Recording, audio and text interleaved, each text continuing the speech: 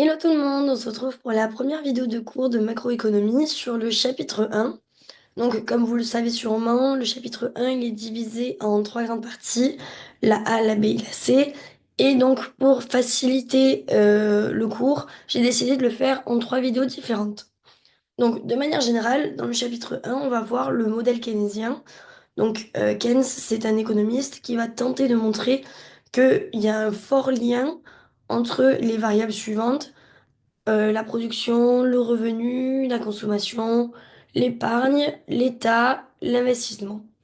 Donc, il va tenter de montrer que lorsque une de ces variables augmente ou diminue, les autres variables vont réagir à leur tour et s'adapter à cette évolution. Donc, chapitre 1, A, le modèle keynésien, la fonction de consommation. Donc, la consommation est la composante principale de la demande globale et c'est l'élément privilégié des politiques macroéconomiques de relance. Je m'explique. Lorsqu'il y a dans la croissance économique, il y a un ralentissement et que les dirigeants politiques cherchent à relancer l'économie, ils vont préférer tenter d'abord de jouer sur la consommation, puisque c'est plus simple en fait d'inciter les agents économiques, donc vous, moi, les entreprises, à consommer plus, ou dans le sens inverse, si les dirigeants politiques cherchent à stopper la croissance économique, pareil, c'est plus simple de les inciter à réduire leur consommation. Donc, on a une première équation où on a YD, donc le revenu disponible, qui est égal à Y bar, la valeur que j'ai produite, moins les prélèvements obligatoires, donc tout ce qui est taxe, qui est égal à Y. Or, pour l'instant, on va supposer que l'État n'existe pas, puisque Keynes, pour faciliter l'analyse du marché et des interactions, va décider de faire abstraction de l'État pour qu'on voit purement les corrélations entre ces différentes variables. On a donc YD qui est égal à Y bar qui est égal à Y. Ici, et de manière générale, dans tous les chapitres, on va voir Y qui correspond à la fois au revenu et à la production. Pourquoi, enfin, comment ça se fait? En gros, euh, notre revenu va correspondre à la valeur de ce qu'on produit. Or, si je produis 10 chaises qui valent 2 euros chacune, je vais toucher en tout 20 euros, puisque j'aurai produit 20 euros de valeur. Et comme il n'y a pas de taxe, je touche l'entièreté de ce que je produis. Donc, Keynes, en 1936, va écrire la loi psychologique fondamentale. Donc, qu'est-ce que c'est? Il dit que les hommes ont tendance à accroître leur consommation à mesure que le revenu augmente, mais non d'une quantité aussi importante que la hausse du revenu. C'est-à-dire que si j'augmente mon revenu, par exemple, de 100 euros, je vais augmenter ma consommation, certes, mais pas de 100 euros. J'augmenterai uniquement de 80 euros, 90 euros par exemple. OK? Donc, c'est pour ça qu'on a une droite de la fonction de consommation qui est croissante, mais pas non plus exponentielle.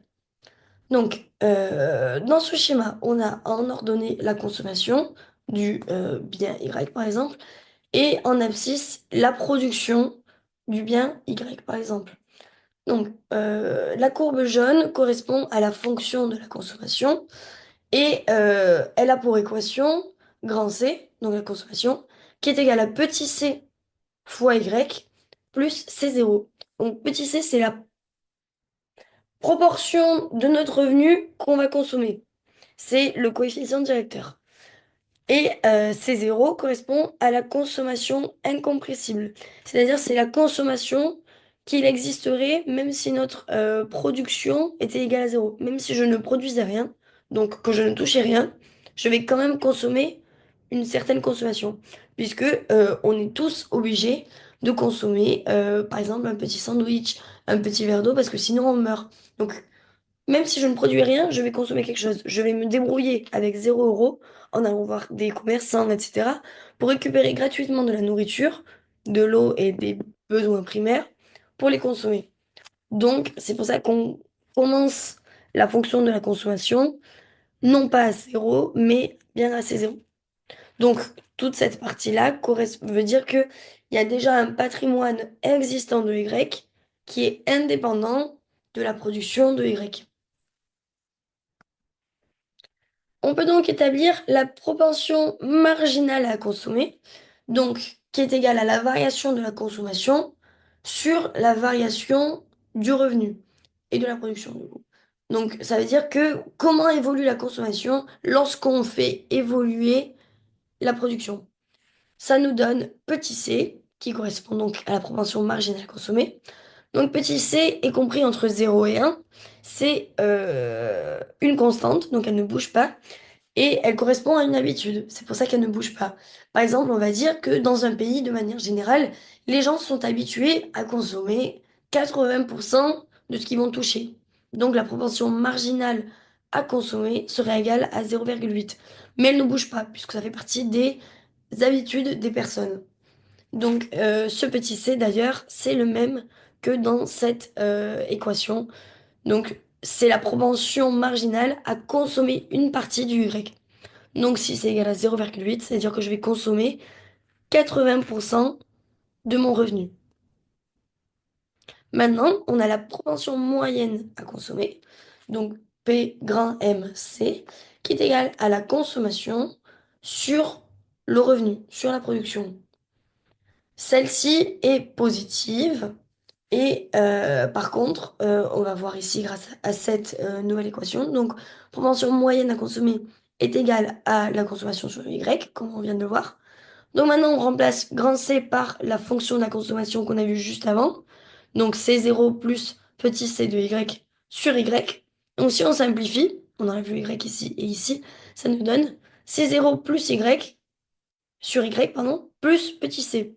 Or, C0 ne bouge pas. C'est le même pour tout le monde. En fait, quel que soit ton revenu, tout le monde, s'il n'avait pas de revenu, consommerait uniquement ce petit morceau de sandwich et ce petit verre d'eau, rien d'autre. Donc, C0 est une constante. Petit c, on a dit que c'était une habitude, donc c'est une constante aussi. Donc, l'unique variable dans cette équation est le revenu, la production. Donc, ça veut dire que c'est lorsqu'on va faire varier la production qu'on va faire varier la consommation. Or, Y est au dénominateur. Donc, ça veut dire que lorsque Y augmente, tout ça diminue.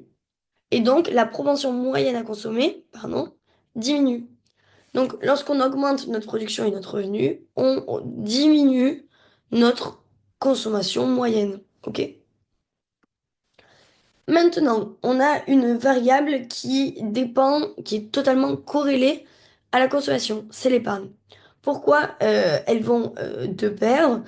En fait, si je touche 10 euros et que j'en consomme 8, il me reste 2 euros. Mais ces 2 euros, ils vont pas flotter dans les airs et rester là, attendre que le temps passe. Ces 2 euros, en fait, on va les épargner pour potentiellement les dépenser plus tard, les dépenser tout de suite, les investir, etc. Donc, on a une nouvelle équation, le revenu de la production, qui est égal à la consommation plus l'épargne. Donc, l'épargne se note grand S. On a donc la fonction de l'épargne, grand S, qui est égal à 1 moins C. Donc évidemment, 1 moins ce que je consomme nous donne ce que j'épargne, fois le revenu, fois la production, Y, moins le C0. On a donc grand S qui est égal à petit s de Y, moins C0. On peut donc établir la propension marginale à épargner, donc PMS avec un petit m, qui est égal à la variation de l'épargne sur la variation du revenu, et ça nous donne petit s. Donc petit s, c'est la proportion du Y que je vais décider d'épargner.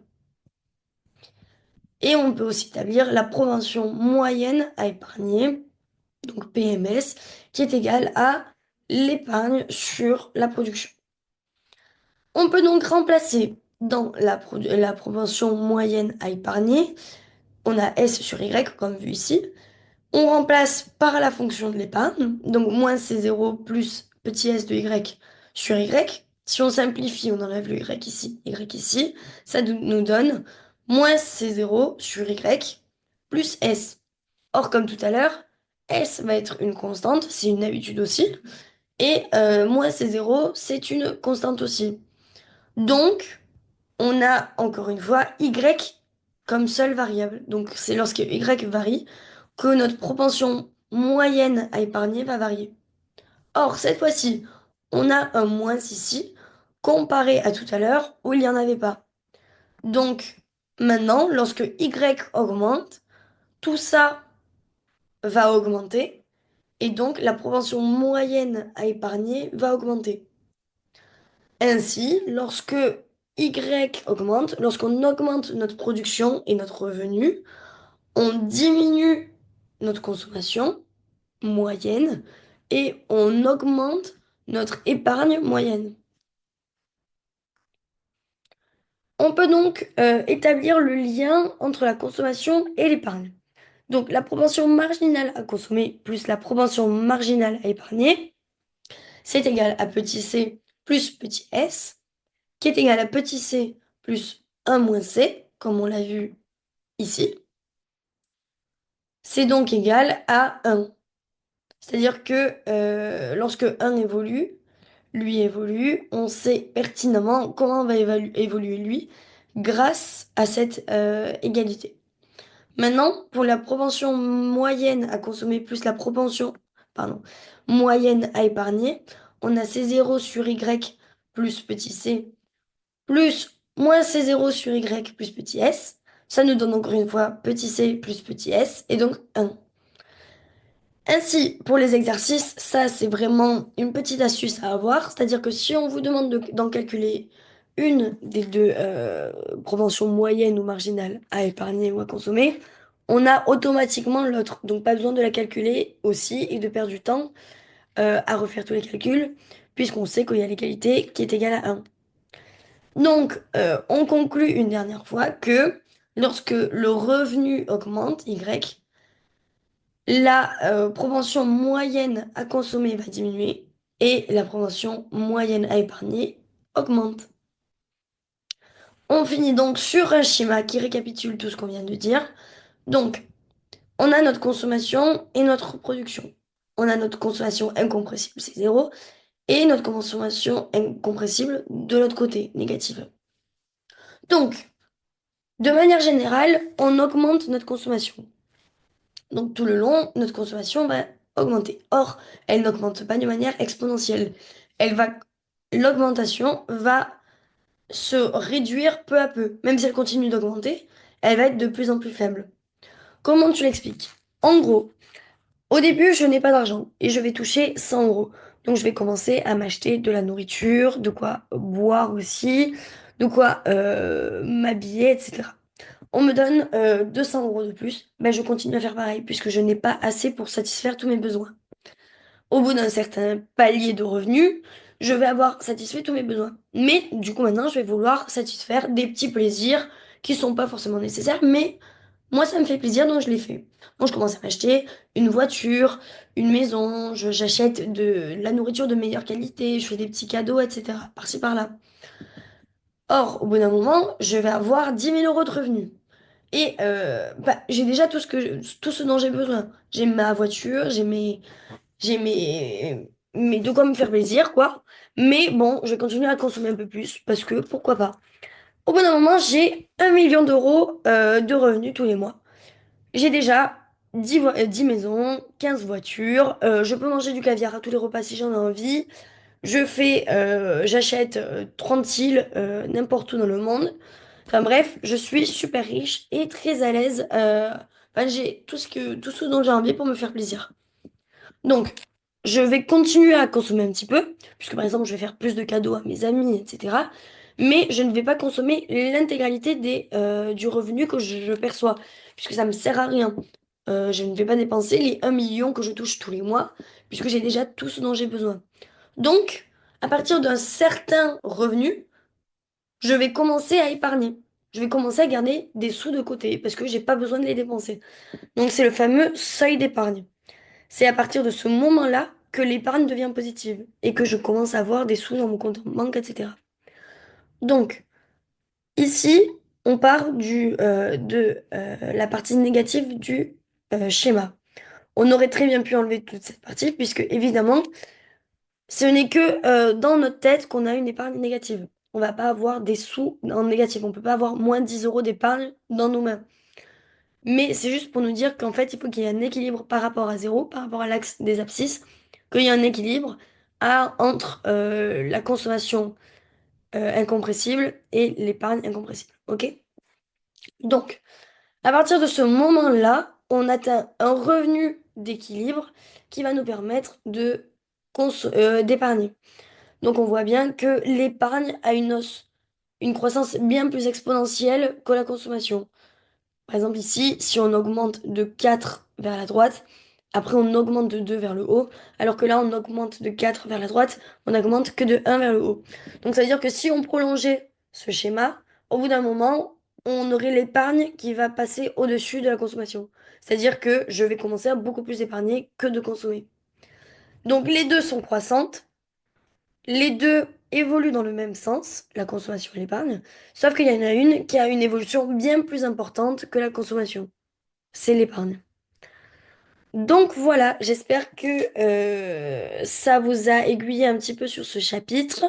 Et bah, je vous conseille de voir dans la foulée les chapitres 1B et 1C, comme ça vous comprenez tout. Et ensuite vous enchaînez sur les exercices.